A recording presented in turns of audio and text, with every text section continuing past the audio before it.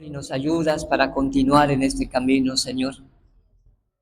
Como se ha dicho, Señor, no hay otro Dios fuera de ti. No hay ninguno como tú, Señor. Tú eres un Dios verdadero, bueno, cercano, amigable, bondadoso, Señor. Pero sobre todo, tú eres un Dios que perdona los pecados, Señor. Padre, así como nos has bendecido en alabanza, así queremos que nos bendigas a través de la exposición de la palabra. Ayúdame a exponerlo de una manera sencilla, Señor. Y ayuda a cada persona que está aquí presente para que comprenda lo que tú le quieres hablar, Señor. Con las palabras más sencillas que se pueda, pero que lo puedan entender, Señor. Padre, todo esto te lo pedimos en el nombre de Jesús. Amén, Señor. Amén. Vamos a leer dos pasajes. Marcos capítulo 1, versículo 14 al 15. Es un pasaje conocido por muchos, lo hemos leído varias veces, lo hemos predicado varias veces, pero las veces que lo leímos o que lo hemos leído y a veces las veces que lo hemos meditado, siempre Dios nos habla algo. El contexto, cuando Juan el Bautista fue encarcelado, como ya sabemos según la historia, por causa de una mujer a la cual Juan el Bautista había reprendido porque estaba cometiendo adulterio, fue llevado entonces a la cárcel y pareciera que ya la palabra del arrepentimiento se iba a dejar de predicar, pero cuando Jesús supo que Juan el Bautista había sido encarcelado, entonces se manifestó en su ministerio y empezó a predicar el evangelio del reino de Dios. Después que Juan fue encarcelado, Jesús vino a Galilea predicando el evangelio del reino de Dios. Alguien se pudiera preguntar, ¿qué es el evangelio del reino de Dios? ¿Cuál es ese misterio? ¿En qué consiste el evangelio del reino de Dios? Bueno, Jesús lo vino predicando cuando supo que Juan el Bautista había sido encarcelado. Verso 15, y este es el evangelio del reino de Dios. El tiempo se ha cumplido y el reino de Dios se ha acercado. Arrepentíos y creed en el evangelio. Este es el evangelio del reino de Dios. Se ha hecho mucho énfasis acerca del arrepentimiento y la fe en el evangelio o el creer en el evangelio, y es correcto. Creo que son pilares, son bases importantísimos para que uno pueda llegar a ser salvo. Sin el arrepentimiento y sin la fe, nadie se podría salvar. Pero también hay que dejar un tiempo de reflexión en las dos primeras verdades. El tiempo se ha cumplido. Así como a todos nos va a llegar la muerte, sin acepción alguna. Así Dios permite que nos llegue el momento en que Dios nos habla, en que Dios nos muestra su reino, y es importante entender el tiempo de la visita de Dios en la vida de cada persona. A lo mejor el día de hoy es la suya. Dios le está visitando, Dios le quiere hablar. El tiempo se ha cumplido y el reino de Dios se ha acercado. El reino de Dios se ha acercado. La palabra nos dice que la salvación es de Jehová. Él es el más interesado. Él es el quien te formó y me formó a mí y a todos. Él sabe lo que nos espera si seguimos con nuestros pecados, si seguimos con nuestro egoísmo, con nuestra amargura, nuestra mentira, nuestro enojo, con cualquier pecado. Él lo sabe. Y entonces dice, el tiempo se ha cumplido. Ya basta de haber hecho lo que le agrada a los seres humanos o a los gentiles. El tiempo se ha cumplido y el reino de los cielos se ha acercado. Y entonces viene la acción, arrepentíos y creed en el evangelio. Es importante ver el orden que tiene esta verdad. Vamos ahora en Mateo capítulo 21, versículo 27 al 32. Gracias. Pero ¿qué os parece? Jesús le está hablando a los fariseos, a los escribas, a los religiosos de su tiempo. Pero ¿qué os parece? Les preguntó. Un hombre tenía 2 hijos y acercándose al primero le dijo, hijo, ve hoy a trabajar en mi viña. Verso 29. Respondiendo él, dijo, no quiero, es decir, se rebeló, se opuso, fue desobediente, le dijo el hijo a su padre, después de recibir la encomienda, el mandamiento de ir a trabajar a la viña de su padre, y él respondió, no quiero. Pero después tuvo un momento de reflexión, un momento quizás de pensamiento y luego se arrepintió, porque dice, pero después arrepentido fue. Verso 30. Y acercándose al otro le dijo de la misma manera, y respondiendo él dijo, sí, Señor. Es decir, le dijo a su otro hijo de la misma manera, hijo, ve a trabajar a la viña, y él no negó, no se rebeló, sino que dijo, sí, Señor, voy, y no fue. Verso 31. Porque vino a vosotros, ¿cuál de los dos hizo la voluntad de su padre? Dijeron ellos, el primero. ¿Quién fue el primero? El que al principio había dicho, no voy, pero después arrepentido fue. Entonces, cuando Jesús les preguntó cuál de los dos hizo la voluntad de su padre, dijeron ellos, el primero. Jesús les dijo, de cierto os digo que los publicanos y las rameras van delante de vosotros al reino de Dios. Le dijo a los fariseos, a los escribas, a la gente religiosa. Publicanos eran pecadores, las rameras, pues ni qué decir, eran prostitutas, pecadores. Ok, verso 32. Porque vino a vosotros Juan en camino de justicia, predicando acerca del reino de los cielos, hablando de la justicia, de lo que tiene que hacer el ser humano, porque vino a vosotros Juan en camino de justicia, refiriéndose a Juan el Bautista, y no le creísteis, pero los publicanos y las rameras le creyeron. Y vosotros, viendo esto, no os arrepentisteis después para creer. El orden, primero es entender que Dios tiene buena voluntad para con cada uno de los presentes, entender que Dios te da el momento, el tiempo, para que tú puedas meditar, pensar, razonar, y Dios permite todo eso. Además, Él se acerca a tu vida, Él te va a buscar, Él te llama la atención. Aunque estés ahí distraído, aunque estés evadido, pero Él te llama. Él te llama, dice la palabra, porque el reino de los cielos se ha acercado, se acerca a nosotros. Nos habla, nos visita, nos hace entender muchas cosas, nos hace razonar muchas cosas. Y entonces viene lo que es el arrepentimiento y la fe en nuestro Señor Jesucristo. Vamos a leer una historia muy triste, una historia que cuando yo lo leo, o algunos lo leen o escuchan algo de esto, pues causa una tristeza en el corazón al ver como un hombre del cual Dios tuvo misericordia de él. Me refiero a David, el profeta, como lo narran las Escrituras.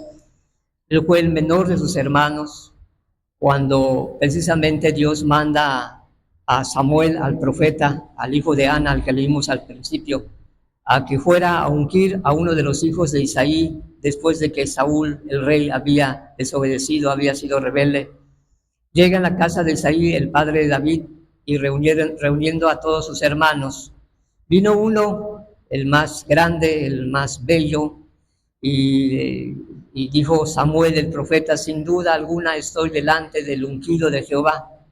Y Dios, conociendo los pensamientos, entendiendo los pensamientos, le dijo a Samuel, no, este no es al quien yo he escogido para ser rey de Israel. Y ustedes, dice, porque los hombres ven lo que ven sus ojos, pero yo veo el corazón, refiriéndose a David.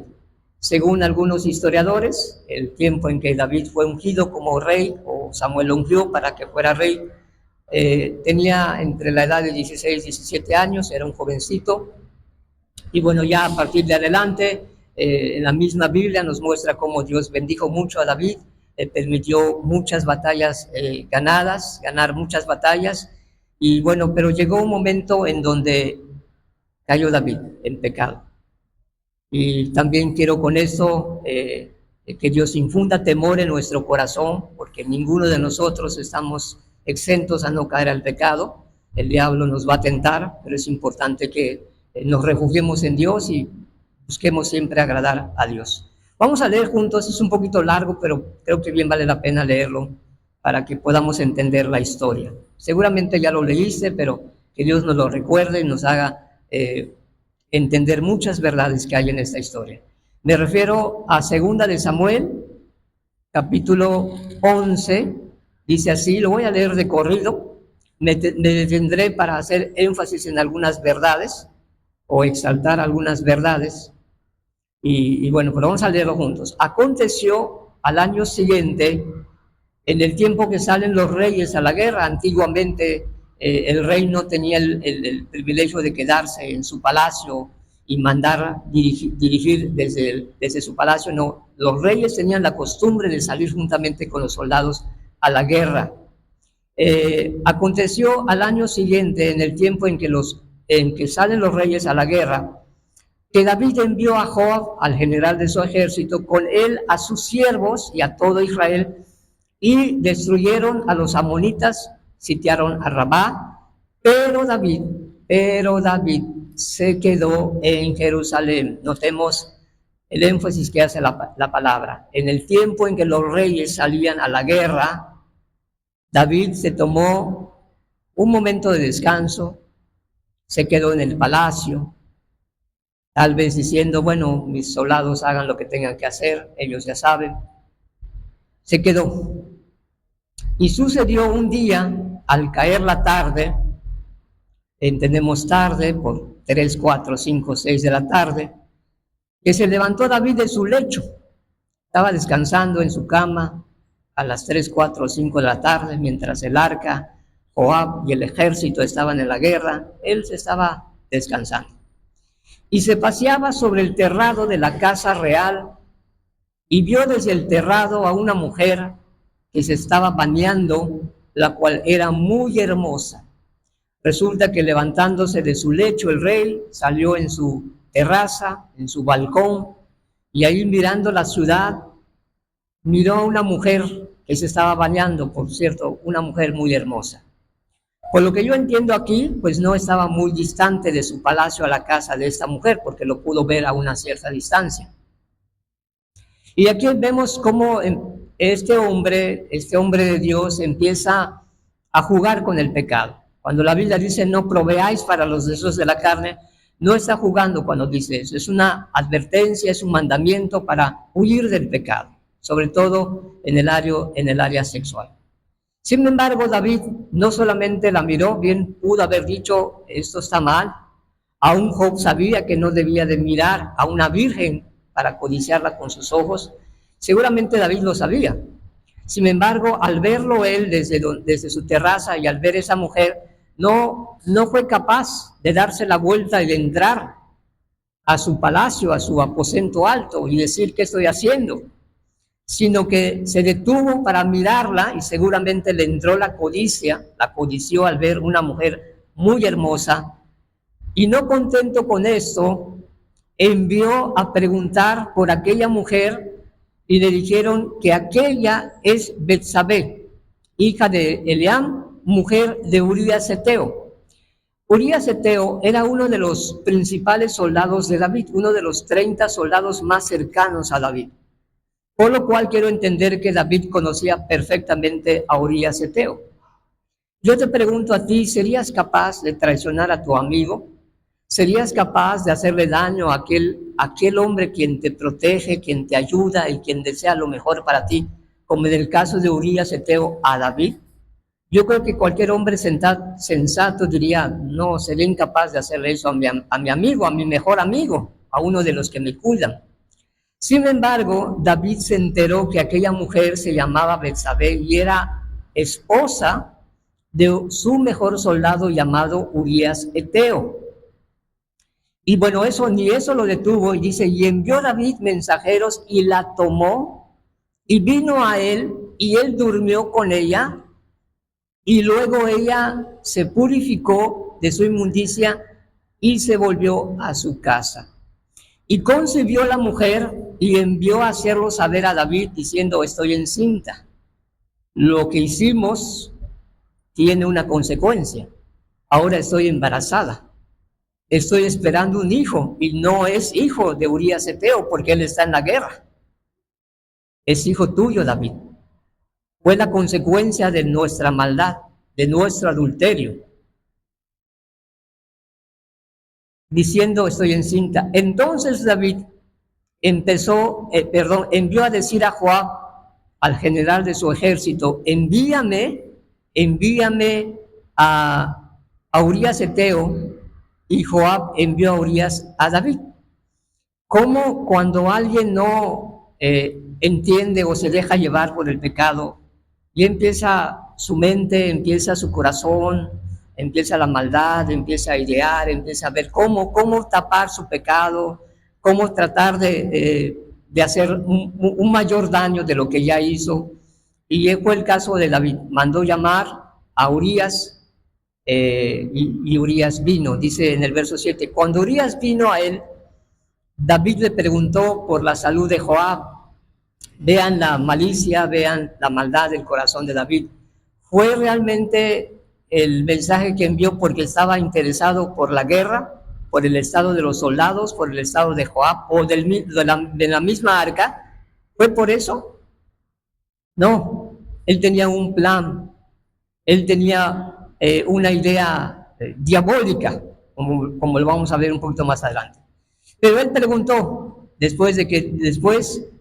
cuando Urías vino a él, David le preguntó por la salud de Joab y por la salud del pueblo y por el estado de la guerra. Después dijo David a Urías: desciende a tu casa, lava tus pies, como diciendo, pues, ni modos que no ame a su mujer, viniendo de la guerra, pues ya tenía unas semanas o tal vez meses de haber estado en la guerra y no había estado con su mujer, y seguramente venía con un deseo de querer estar con su esposa, como cualquier esposo o cualquier matrimonio normal.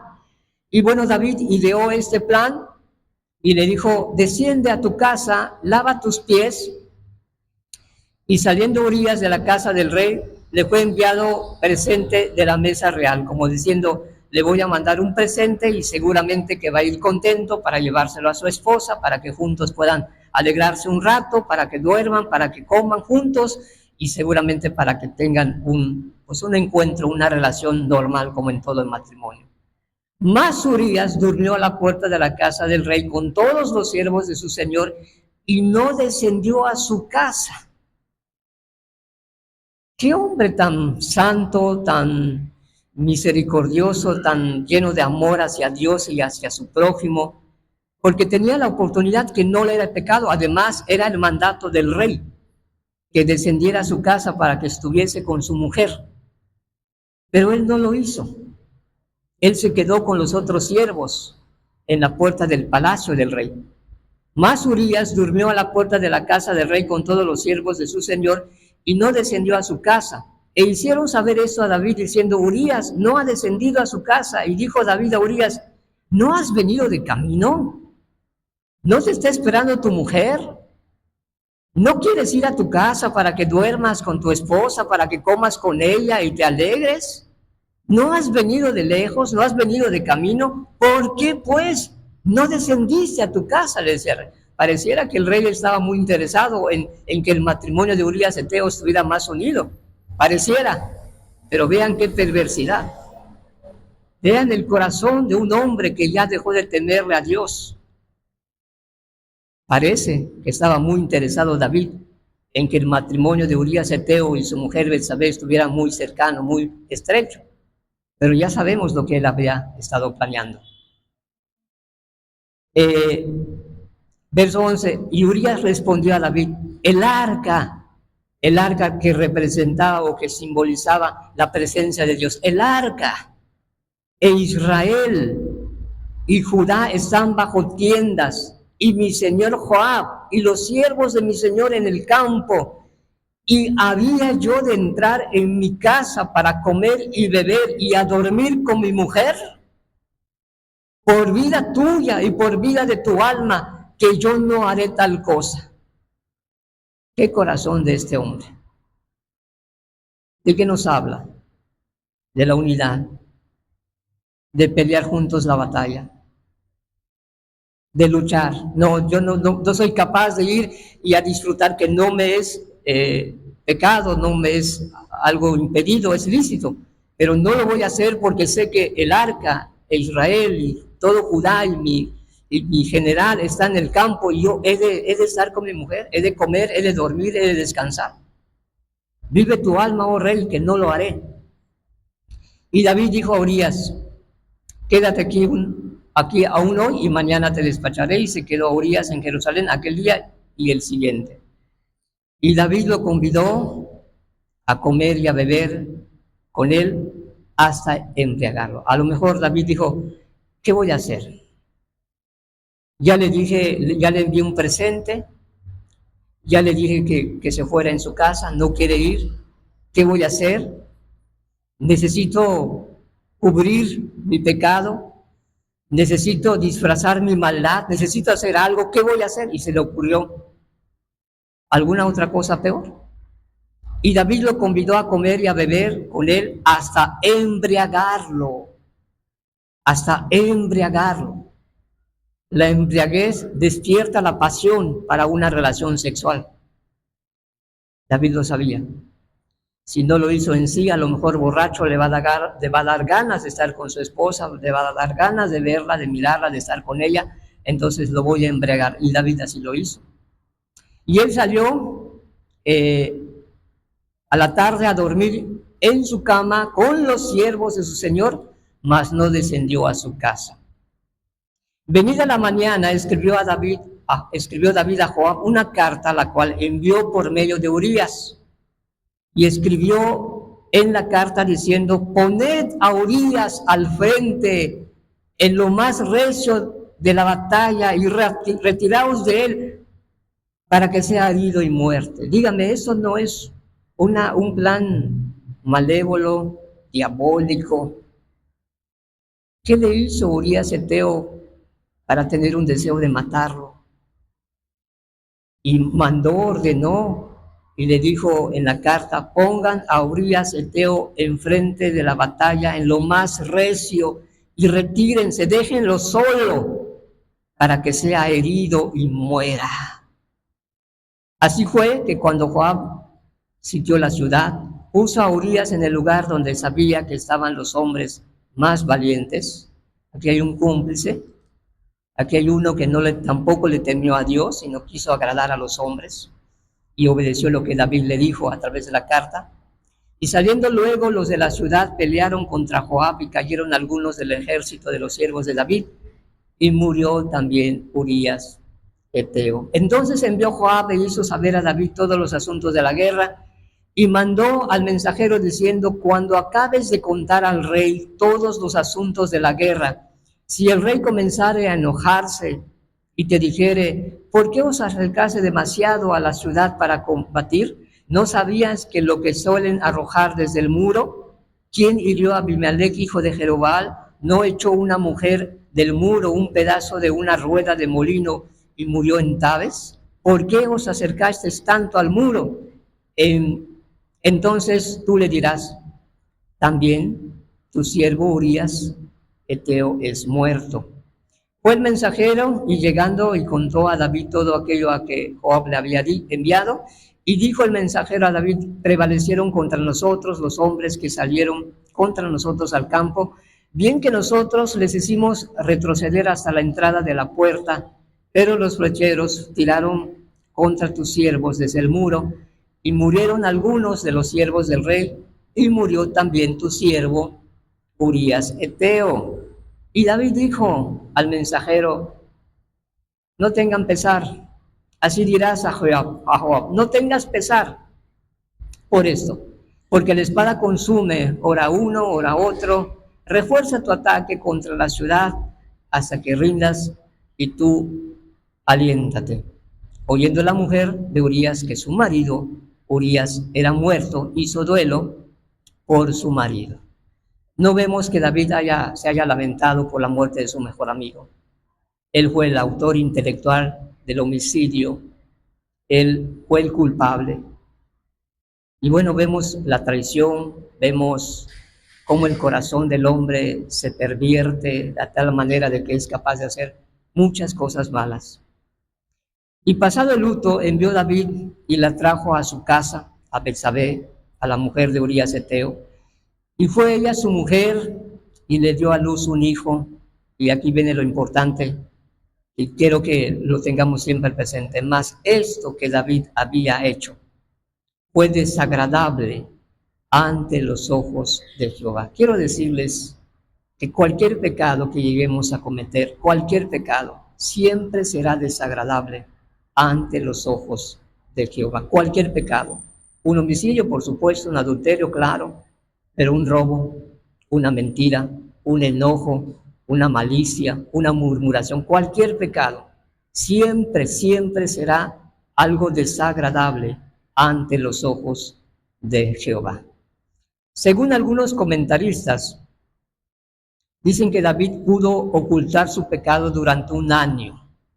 Durante 365 días pudo él engañarse, pudo llegar a creer que el pecado que había cometido o los pecados que había cometido, adulterio, homicidio, hipocresía, todo lo que conlleva este pecado, que estaba oculto y que nadie lo iba a saber. Y según los comentaristas, algunos comentaristas creen que tuvo que pasar un año. Dios le había dado una oportunidad para que él reconociera que había hecho lo malo, para que él fuera y se arrepintiera delante de Dios y confesara a Dios su pecado. Pero ni aun cuando Dios le dio una prórroga de casi un año o un año, él lo dejó pasar. Él habrá dicho, bueno, ya mi pecado ya está olvidado, ya nadie lo supo, y bueno, qué listo soy, qué abusado soy, porque nadie se enteró de mi pecado. Parece que pasó un año cuando entonces Dios, al ver que David no se había arrepentido, manda a un profeta llamado Natán. Capítulo 12, verso 1. Jehová envió a Natán a David, y viniendo a él le contó una historia acerca de un acontecimiento, diciendo, había dos hombres en una ciudad, el uno rico y el otro pobre. El rico tenía muchas ovejas y vacas, pero el pobre no tenía más que una sola corderita que él había comprado y criado, y que había crecido con él y con sus hijos juntamente, comiendo de su bocado y bebiendo de su vaso, y durmiendo en su seno, y la tenían como una hija.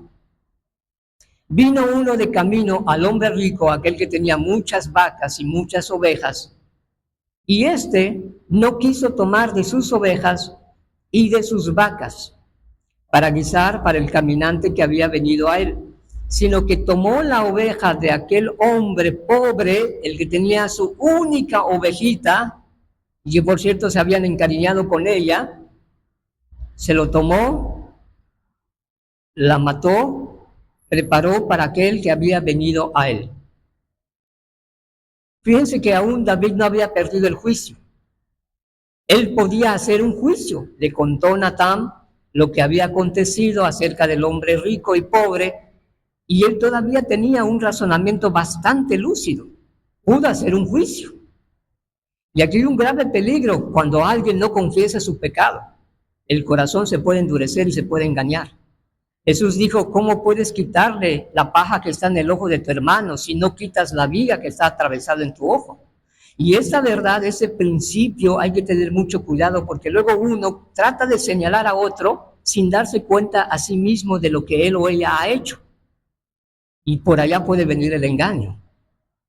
Lo cierto es que David, al escuchar este caso, él razonó y quiso hacer un juicio. Y por cierto, es un juicio correcto, porque un hombre rico, teniendo muchas vacas y muchas ovejas, no tomó una de las muchas para guisar a aquel que la había visitado, sino que le robó a aquel que tenía su única oveja y bueno, ya la usó. Entonces, Se encendió el furor de David en gran manera contra aquel hombre. O sea, razonó y dijo, ¿cómo es posible que este hombre rico, teniendo muchas vacas y muchas ovejas, se atrevió a tomar su única oveja de aquel hombre pobre para matarlo y robárselo y guisárselo a la persona a quien había visitado? ¿Cómo fue posible que este hombre haya pensado en sí mismo y hacer tal cosa? Entonces, se encendió el furor de David en gran manera contra aquel hombre y dijo a Natán, vive Jehová, que el que tal hizo es digno de muerte. Razonó bastante bien. Y debe pagar la cordera con 4 tantos porque hizo tal cosa y no tuvo misericordia de aquel hombre pobre o de aquella ovejita. Entonces dijo Natán a David, tú eres aquel hombre. Así ha dicho Jehová, Dios de Israel. Yo te ungí por rey sobre Israel y te libré de la mano de Saúl. Y te di la casa de tu señor y las mujeres de tu señor en tu seno. Además te di la casa de Israel y de Judá. Y si eso fuera poco, te hubiera añadido mucho más. ¿Por qué pues tuviste en poco la palabra de Jehová? ¿Por qué pues tuviste en poco la palabra de Jehová? Eso quiere decir que él sabía que lo que estaba haciendo era malo, tan así que lo quiso ocultar para que nadie lo supiera. Aquí también es un gran pecado cuando se tiene en poco la palabra de Jehová. Cuando Dios te ha revelado verdades y tú haces como si nada hubiera pasado y haces lo contrario, tienes en poco la palabra de Jehová.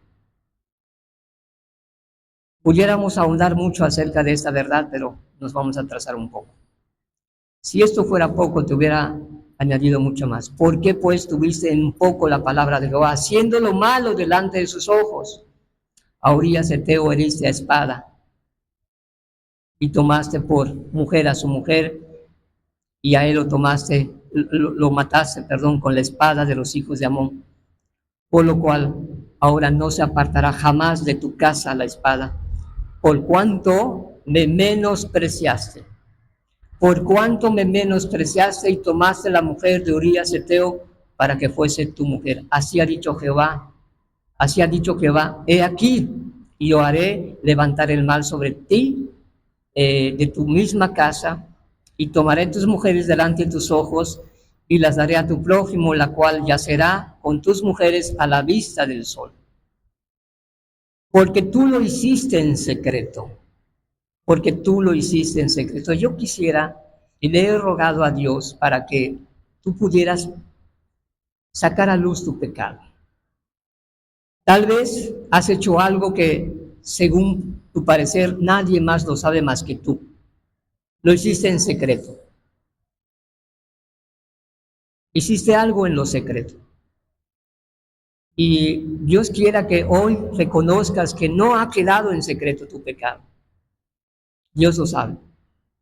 Es más, hay una lista de decreto en contra de ti por lo mal que has hecho. Porque tú lo hiciste en secreto, mas yo haré esto delante de todo Israel y a pleno sol. Entonces dijo David a Natán, pequé contra Jehová. Pequé contra Jehová. Y saben, dice la palabra que todos los hombres, todos nosotros hemos pecado contra Dios, por tanto estamos destituidos de la presencia de Dios. Necesitamos alguien quien redima nuestros pecados. Y es necesario que sean valientes para reconocer su maldad. Gracias a Dios, David tenía la autoridad para mandar matar a Natán. Era rey en ese momento. David tenía la autoridad para decir, ¿qué me tienes tú que venir a decir a mí que soy el rey? Pero David conocía perfectamente que Natán era un profeta santo de Dios y sabía que Dios le hablaba a través del profeta. Cuando Natán le dijo, ¿tú eres? Él dijo, he pecado contra Jehová. Leímos hace un momentito dos pasajes que hablaban acerca de el tiempo se ha cumplido, el reino de los cielos se ha acercado, arrepentidos y creen en el Evangelio. Si la persona no se arrepiente, si tú no te arrepientes de tus pecados, puedes decir que crees mucho o puedes decir que tú ves visiones, pero si no te has arrepentido, no puedes alcanzar la salvación o el perdón de tus pecados. Déjame ilustrártelo, me parece muy interesante. Hay un tratado que escribió hace muchos años un hombre de Dios llamado David Wilkerson y tocó este tema con respecto al pecado de David y me parece muy interesante lo que él dice a continuación. David cometió adulterio con Betsabé, mas esto que David había hecho fue desagradable en los ojos de Dios, ya lo leímos. Betsabé se convirtió en reina y David emprendió sus deberes como rey. Un día, tal vez, durante una sesión del gobierno con embajadores extranjeros, alguien se acercó al rey y le dijo: Señor, uno de sus siervos de David quizás interrumpió en la corte mientras el rey hacía su labor como gobernante con quizás embajadores extranjeros. Alguien entró para interrumpir esa sesión diciéndole: Señor, el profeta Natán está impaciente e insiste en verte ahora mismo y dice que es un asunto de vida o muerte. David sabía quién era Natán. Me imagino a David poniéndose pálido, la sangre huyendo de su rostro, incapaz de moverse, paralizado por el temor. Sus pensamientos se precipitaron y exclamó tal vez: ¡ay! ¡No! Ya sabe, él debe saber, es un profeta. Dios le debe haber dicho de mi asunto secreto con Betsabé. Él sabe que Urías no murió accidentalmente, sabe que yo lo maté, ya todo se acabó, él me va a descubrir. Entonces David despacha a toda prisa a aquellos hombres con los cuales estaba reunido y respirando profundamente le dijo a su siervo: trae a Natán a mi aposento privado. De pronto, allí estaba el santo hombre de Dios llamado Natán. El profeta con ojos profundos y penetrantes, y David pálido, se derrumbó de su silla. Dios te bendiga, Natán. ¿Qué puedo hacer por ti? Solamente di. Natán se volvió y empezó a contar a David acerca del terrible pecado de un hombre rico que le robó a alguien su pequeña corderita. Entonces David se relajó pensando: no sabe nada. Él trae un asunto diferente a lo que yo estaba pensando. ¡Qué alivio! No sabe nada. Hasta ahora he sido un hombre listo, un hombre que ha sabido hacer las cosas, que nadie ha descubierto su pecado. Dime, Natán, ¿en qué consiste esta injusticia? Natán se volvió y empezó a contar a David del terrible pecado de un hombre rico que le robó a alguien su pequeña corderita. Entonces David se relajó diciendo: no sabe, no está aquí para descubrirme, está enojado por el pecado de alguien más. Entonces David se convirtió en todo oídos y le contestó a Natán respecto a la historia: Natán, ¿quieres decir que este hombre rico, egoísta, malvado, horrible, tenía numerosas ovejas y ganados, pero cuando alguien vino a él y necesitó carne y le robó a su vecino pobre su única corderita? Esta corderita era la mascota de la casa y vivía allí, jugaba con los niños y dormía con ellos.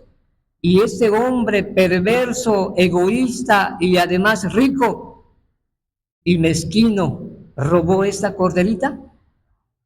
Y Natán le respondió, sí, tan cierto como el Señor vive, dijo David, lo voy a castigar. ¡Qué terrible!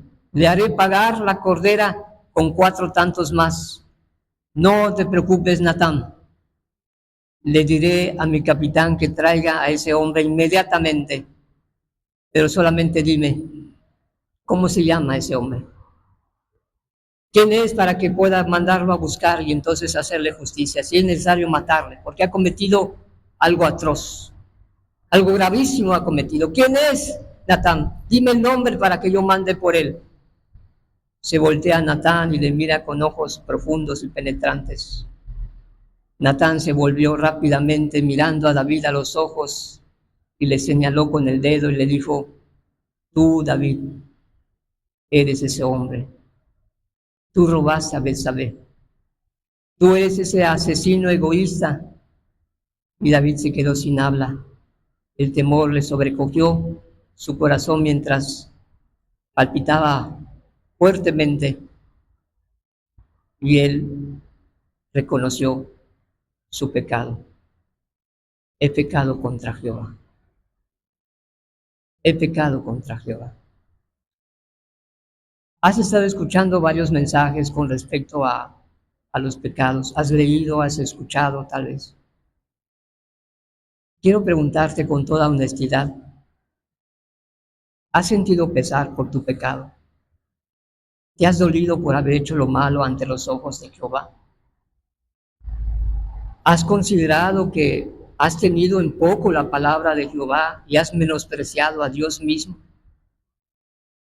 ¿Con cuánta ligereza hablas de otros para dejarlos mal? ¿Con cuánta facilidad sale una mentira de tu boca? ¿Cómo se te van los ojos atrás de la mujer de tu prójimo? Con toda honestidad, ¿alguna vez has visto la gravedad de tu pecado?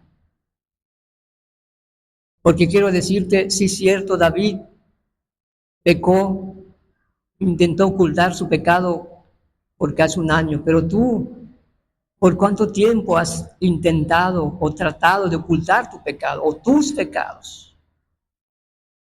¿Cuánto tiempo te has querido sentir como alguien que nadie me va a descubrir? Es importante el arrepentimiento.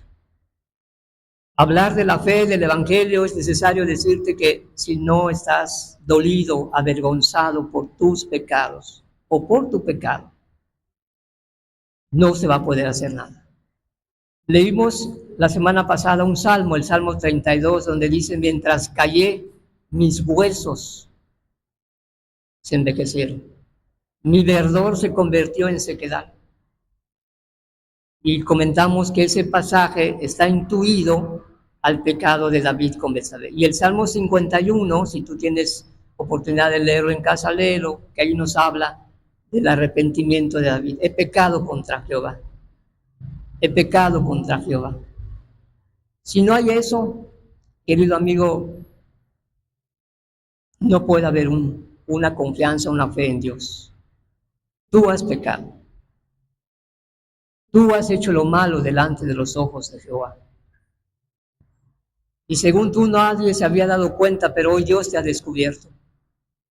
Hoy Dios te señala con su dedo divino para decirte, tú has hecho aquello. Has tenido en poco la palabra de Jehová, has menospreciado a Dios. Y aún lo peor de todo es que sabiendo que no debías de hacer aquello, lo haces con alevosía y con ventaja. Y eso agrava más tu pecado. Y eso lo tienes que considerar. Romanos 6:13 dice, Romanos capítulo 6, versículo 13, dice, porque la paga del pecado es muerte. Romanos capítulo 6, versículo 13, porque la paga del pecado es muerte.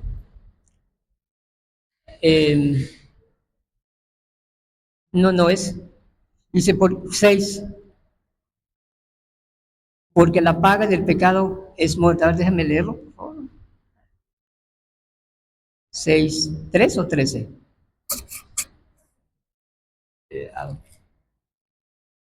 O 23. A ver, capítulo 6.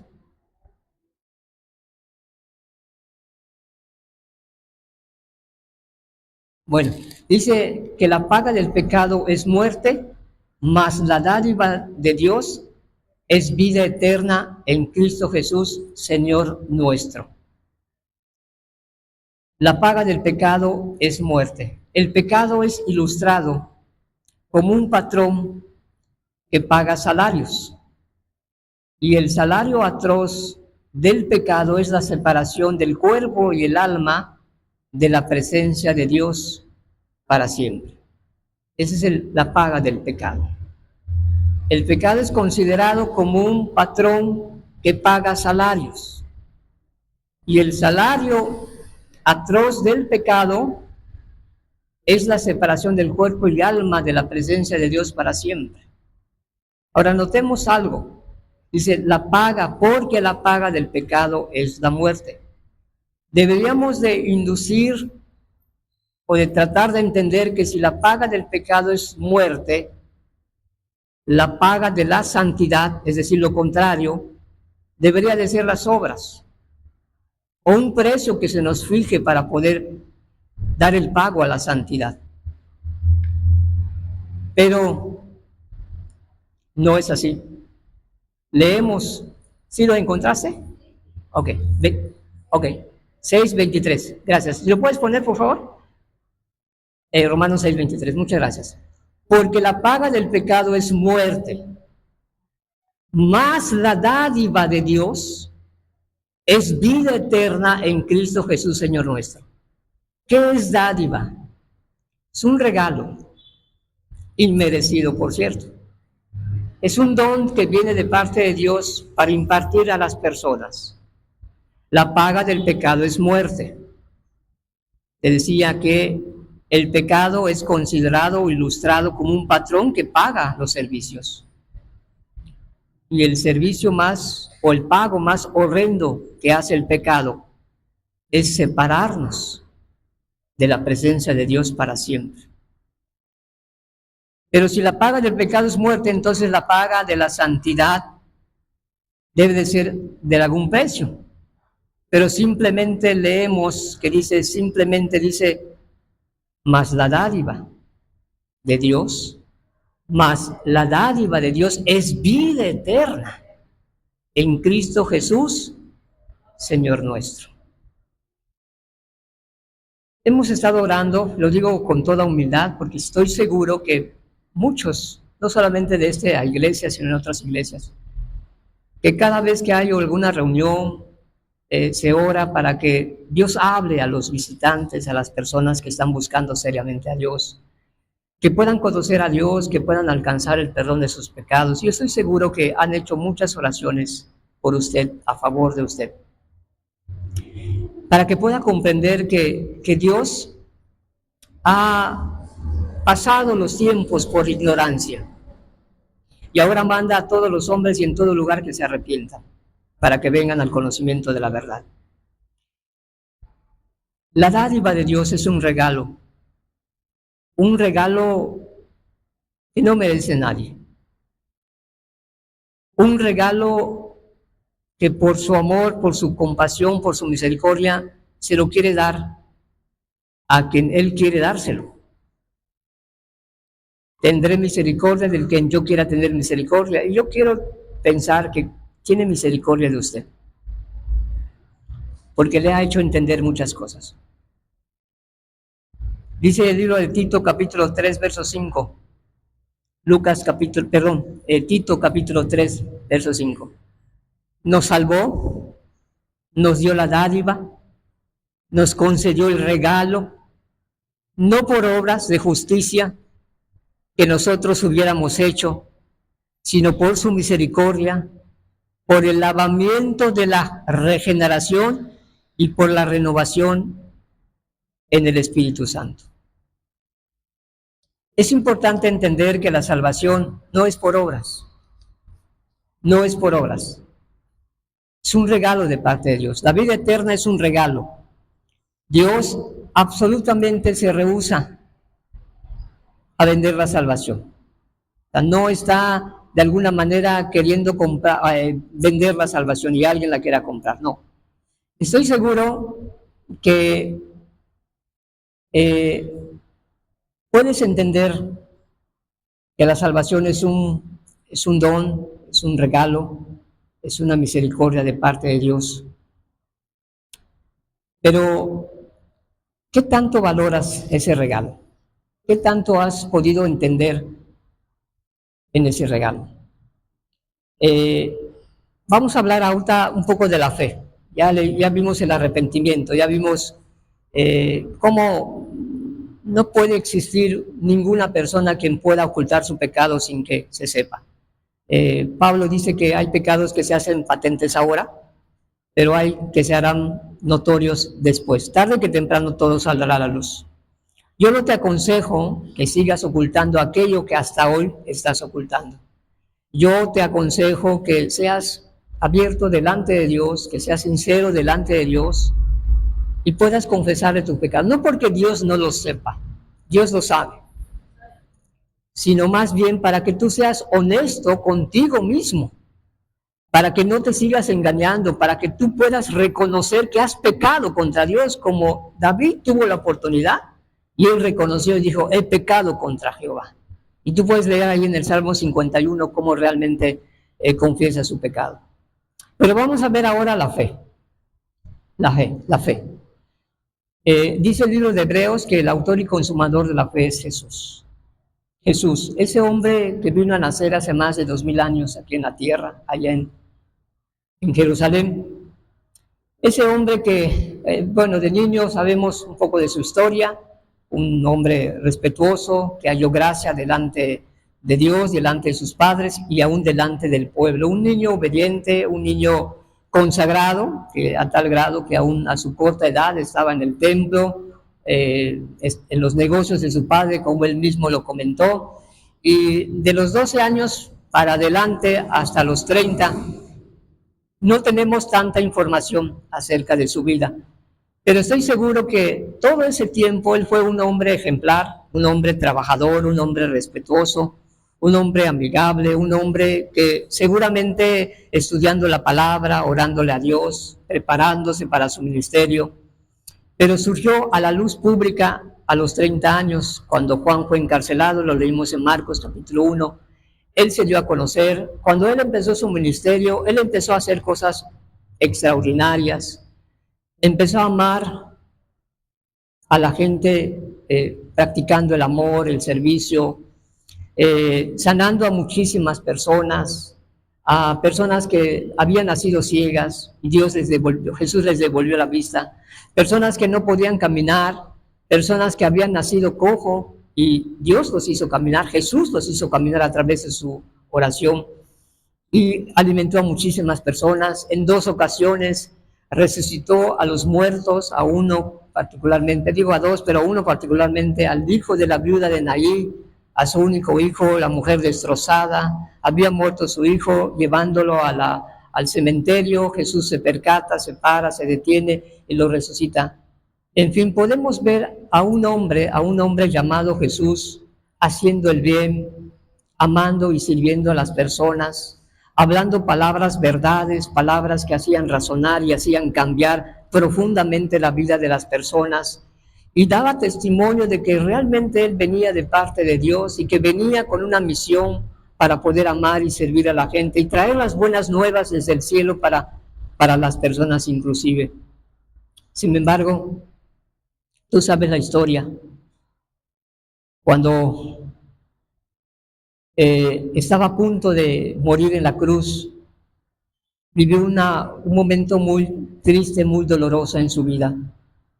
Se dice de Judas, en un salmo se dice, si mi enemigo, hubiera alzado contra mí su calcañar, lo entiendo. Pero tú, íntimo amigo mío que comíamos juntos, me traicionaste. Judas le dijo a los fariseos, sabiendo que querían prender a Jesús para matarlo, ¿qué me queréis dar? Y yo os lo entrego. y le fijaron 30 piezas de plata. Y él les dio una señal: al que yo besare, ese es, prendedle. Judas entregó a su maestro, como tal vez tú muchas veces lo has entregado para salirte con la tuya. Lo has entregado al cometer algunos pecados. No solamente eso, sino que aún Pedro negó a Jesús. Cuando él había dicho: no, Señor, no solamente estoy dispuesto para ir contigo a Jerusalén, ahí donde te querían apedrear. Estoy decidido para ir contigo, y no solamente para sufrir contigo, sino aún si es necesario, hasta morir contigo, Señor. Así había dicho Pedro. Pero cuando Jesús fue apresado, la gente mirando a Pedro le dijeron: tú también estabas con Jesús el Galileo. Y él, negando, le dijo: no sé de qué me hablas. No sé lo que dices. Tú también estabas con Jesús el Nazareo. No conozco a tal hombre. Tú también estabas con Jesús. Y él maldijo, dando a entender que no conocía a Jesús. Pedro, así como tú lo has negado varias veces, no 3, incontables veces, lo has negado. Lo has negado. Has tenido vergüenza de él. No tienes el amor suficiente para hablar buenas cosas acerca de él. Lo has negado. Te da pena. Tienes miedo que te señalen que eres no sé cómo te llamen, pero no has negado también. Mateo capítulo 26, versos 65 al 68. Vamos a ver algunos fragmentos nada más. Mateo capítulo 26, verso 65, Mateo capítulo 26, versículos 65 al 68. Entonces, aquí ya fue entregado por Judas, ya fue llevado ante el concilio judicial, fue llevado ante el concilio eclesiástico religioso. Entonces el sumo sacerdote rasgó sus vestidos diciendo: ha blasfemado. ¿Cuál era la blasfemia? Que él había dicho: yo soy hijo de Dios, lo cual era cierto, no era ninguna blasfemia. ¿Qué más tenemos? ¿Qué más necesidad tenemos de testigos? Y aquí ahora mismo habéis oído su blasfemia. Verso 66. ¿Qué os parece? Y respondió, ellos dijeron: es reo de muerte, es reo de muerte. Verso 67. Entonces, quiero que te fijes, no sé si ya lo leíste o lo leíste de aprisa, pero quiero que te detengas un momento para pensar en esto. Cuando le gritaron: es reo de muerte, y en otra parte dice: crucifícale, crucifícale. Entonces le escupieron en el rostro y le dieron de puñetazos, y otros le abofeteaban. Quiero que pienses en esta escena. Jesús había pasado una noche anterior, el jueves en la noche fue preso, se desveló, fue llevado a diferentes concilios para hacerle supuestamente justicia, todo desnochado, débil, y escucha esto y le dice: crucifícalo, es reo de muerte. Entonces le escupieron el rostro. Le escupieron el rostro. La humillación más vil que se le pueda hacer a un ser humano. La ofensa más degradable que se le puede hacer a una persona, escupirle el rostro. Imagínate la saliva de las personas aquí en su frente, chorreando la saliva. Entonces le escupieron en el rostro y le dieron de puñetazos, y otros le abofeteaban. Eran personas llenas de ira, queriendo vengarse de Jesús. Le dieron de bofetadas, otros le dieron de puñetazos, tal vez abriéndole las cejas o el pómulo, o botándole algunos dientes, o rajándole la boca o los labios. No estaban jugando, estaban realmente con furia, con odio, queriendo deshacerse de Jesús. Y entonces le daban unos, después de haberlo escupido, unos le daban de puñetazos y otros le daban de bofetadas. Verso 68. Diciendo, profetízanos, Cristo, ¿quién es el que te golpeó? Burlándose obviamente por él. Tal vez se arrodillaban y le decían, a ver, profetízanos. Si tú eres el Cristo, el Hijo de Dios, como tú dices, si tú eres el Mesías, como tú dices, a ver, dinos quién te golpeó. Y ahí estaba Jesús, siendo menospreciado. Mateo capítulo 26, verso 27 al 31. 26, verso 27 al 31. Y tomando la copa y habiendo dado gracias, les dio diciendo, no, es 26. Mateo capítulo 26, ven, se los leo. Estamos hablando de los últimos tiempos, los últimos momentos de Jesús. Mateo capítulo 26. ¿Sí lo viste? No. Mateo capítulo 26. Dice las escrituras. A ver.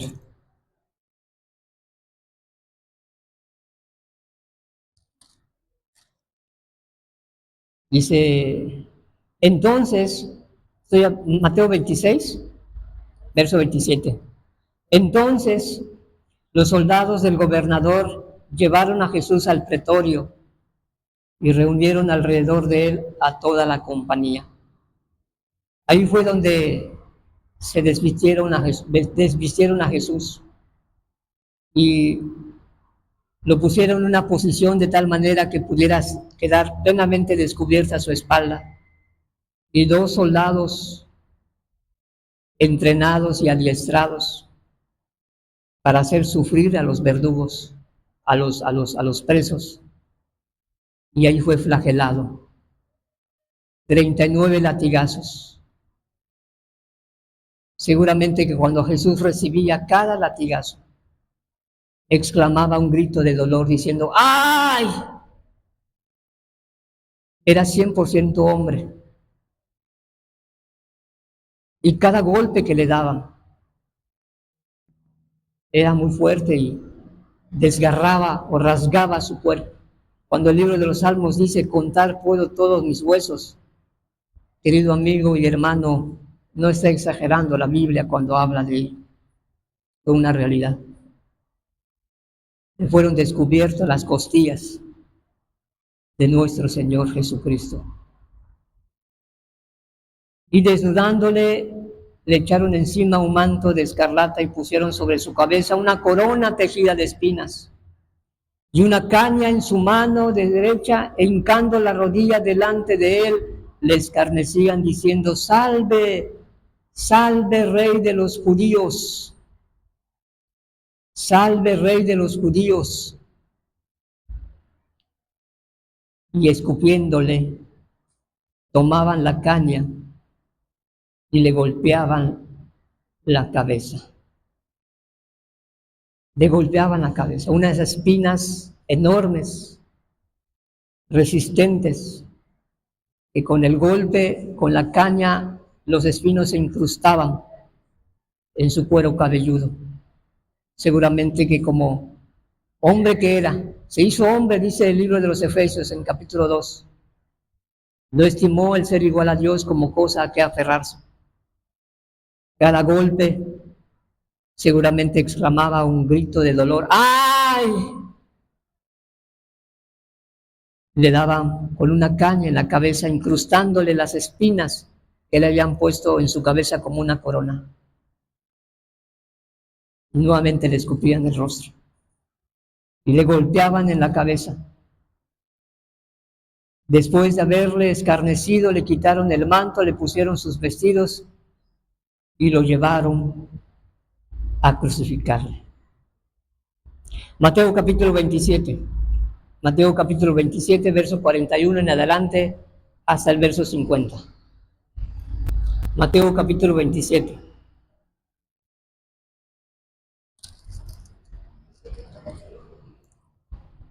De esta manera también los principales sacerdotes, escarneciéndole con los escribas y los fariseos y los ancianos, decían: a otro salvó, a sí mismo no se puede salvar.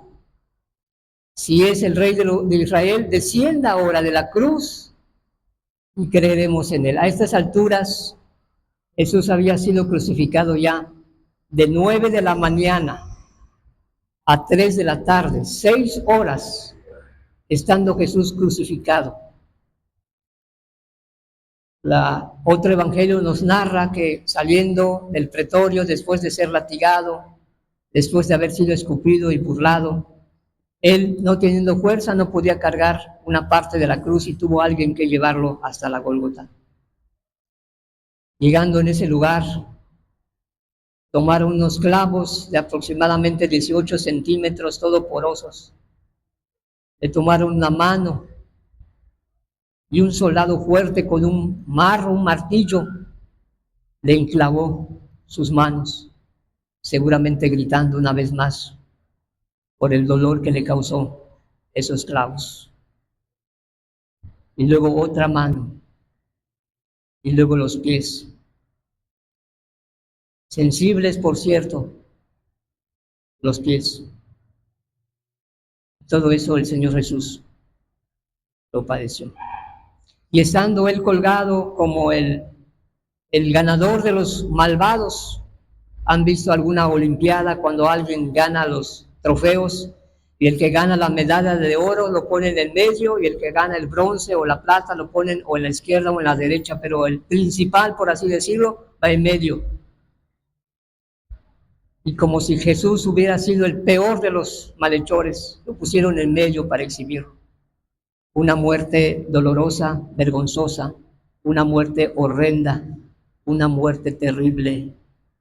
Jesús colgado en la cruz. Y no conforme con todo esto, a otro salvó, le decía a la gente, y a sí mismo no se puede salvar. Si es el rey de Israel, descienda ahora de la cruz y creemos en él. Es decir, queremos ver señales. Queremos ver con nuestros ojos que baje de la cruz, que se quite los clavos y que sanen las heridas, y entonces creeremos que él es el Hijo de Dios, como él lo decía. ¿Acaso no has sido igual que ellos? ¿Acaso no estás esperando alguna señal para que tú puedas creer en él? Cuando él ya te ha demostrado lo mucho que te ha amado y que ha sido paciente contigo. Verso 43. Confió en Dios, líbrele ahora si le quiere, porque ha dicho, soy hijo de Dios. Verso 44. Lo mismo le injuriaban también los ladrones que estaban crucificados con él. Aún los ladrones le injuriaban también. Verso 45. Y desde la hora sexta hubo tinieblas sobre toda la tierra hasta la hora novena. Verso 46. Cerca de la hora novena, Jesús clamó a gran voz diciendo, Elí, Elí, lama sabactani. Esto es, Dios mío, ¿por qué me has desamparado? Jesús no entendía, no encontraba una razón por la cual Dios le había abandonado.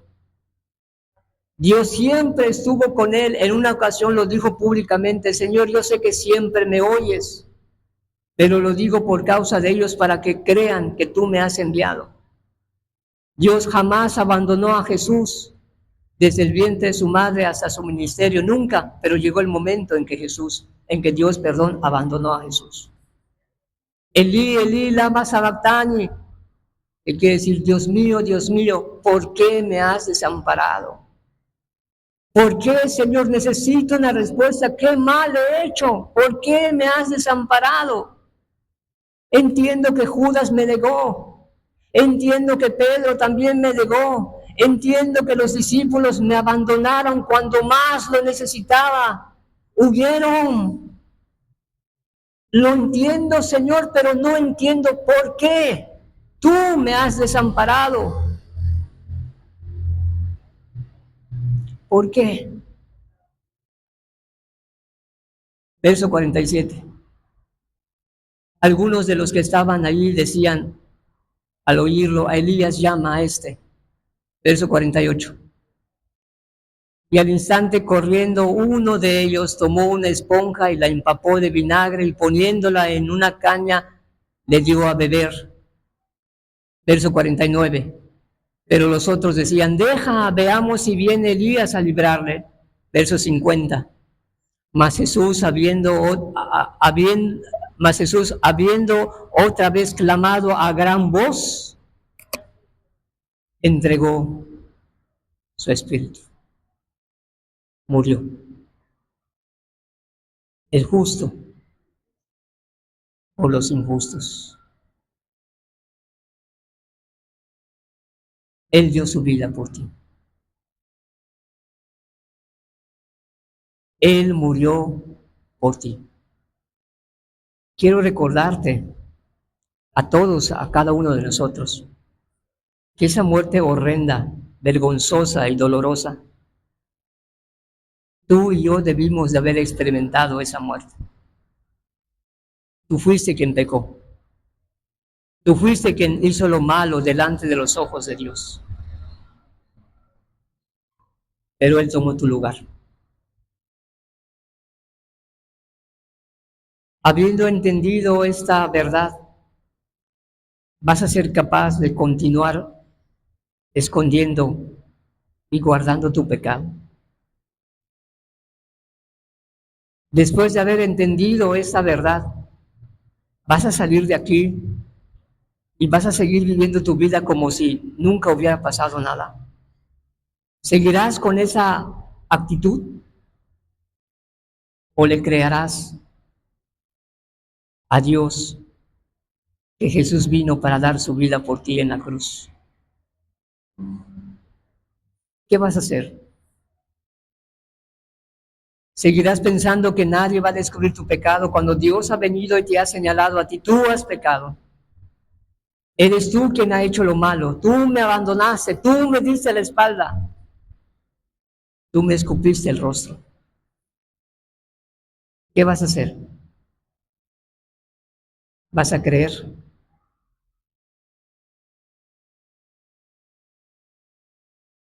El ladrón que leímos, al parecer al principio los dos le injuriaban, pero después uno reaccionó y dijo, no, está mal lo que estoy haciendo. Y reprendió a su compañero diciéndole, ni aún le temes a Dios estando en la misma condenación.